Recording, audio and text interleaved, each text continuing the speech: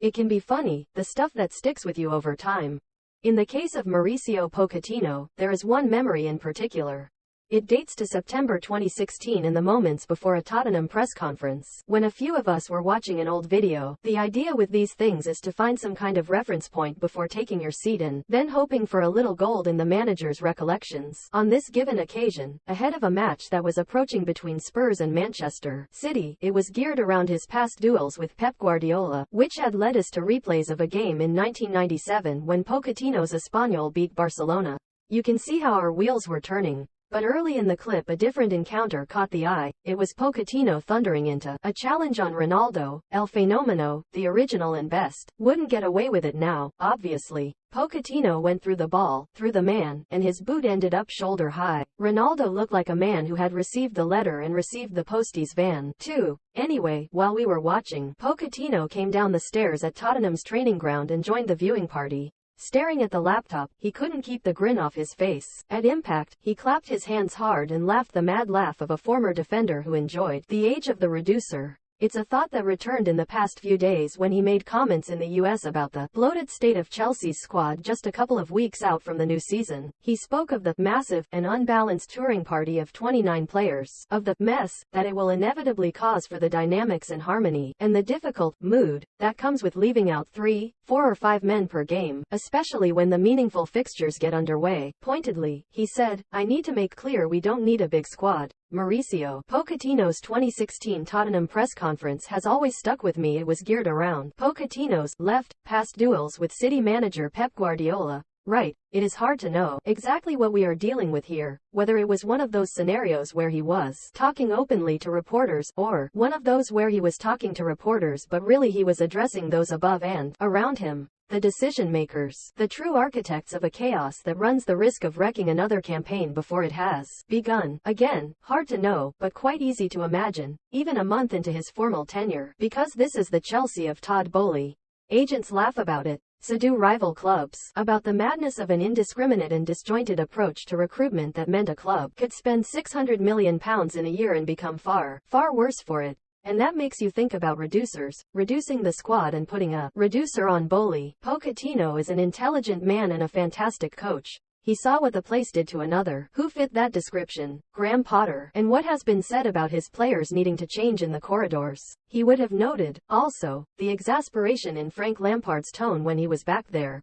They are men who know what it is to walk into a Chelsea dressing room and do a double take. Is this a Premier League football club or the fields of Glastonbury the day after the music stopped? Are you a manager or a sifter of litter? All of those roads lead to Boehly and the shambles of his time at Stamford Bridge. The tense here is key. Present, not past. Pochettino can only work with the squad he is given, and for whatever Boehly and his advisors may have learned in 15 months, it is a squad whose shortcomings still leap off the page. It is a squad that has seen 13 players cut this summer and not enough brought in to add some balance. An inexperienced squad that has only 5 outfielders above the age of 24. A squad that has added Christopher Nkunku and Nicholas Jackson, both of whom have looked good up front on their summer tour, but will have to do an awful lot of heavy lifting if no more strikers are forthcoming. A squad that has lost N'Golo Kante, Mason Mount, Ruben Loftus-Cheek and Mateo Kovacic from the midfield and has only Enzo Fernandez and Conor Gallagher as senior options to fill the gaps. If Brighton don't budge on Moises Caicedo, that smells like the makings of another crisis.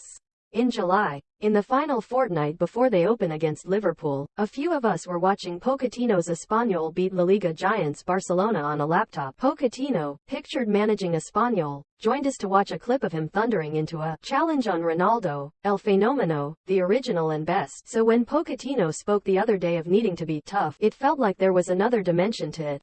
Tough with those players he won't use, sure, but he must also be tough with Boehly and the other members of the Brains Trust at Chelsea. The latter point brings to mind Potter and some of the nonsense spouted way back when about him lacking sufficient anger on the touchline. The perception was that he couldn't be tough, which his former players at Brighton and Swansea would dispute, but there were also more plausible doubts about his ability to manage upwards, about how far he would be willing to go in fronting up to those who created a portion of the mess and say so. With Pochettino, fewer of those questions exist. He has been around the more immovable objects in football, from Lionel Messi to Neymar to Kylian Mbappe to Daniel Levy, and there is no ambiguity in how he sees his place in that ecosystem. He believes he too is a big beast and now he needs to show it, because problems in summer rarely look any better in the autumn and winter, especially at Chelsea. To an extent, Pochettino has already done that. In his first press conference upon arriving, he said Boehly could only enter the dressing room with his permission, not the full Ronaldo treatment, but a solid reducer. With the current squad situation, and knowing the importance of this stop in his career, having achieved only a moderate return from his 18 months at PSG, the old bruiser might need to go a little further.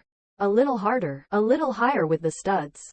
A little more like the guy who knew how to play the ball, but could always see the benefit in sending a message to the man as well. Pochettino is intelligent. He saw what the place did to another who fit that description, Graham Potter, and what has been said about his players needing to change in the corridors. Chelsea have seen 13 players cut this summer after Todd Boehly, above, inflated their squad. However, Chelsea have not brought in enough players to balance the squad after losing the likes of N'Golo Kanté, Mason Mount, Ruben Loftus-Cheek and Mateo Kovacic from the midfield. Mbappé bites back at PSG. Football clubs are brutal. Football clubs are an embodiment of the Hunger Games.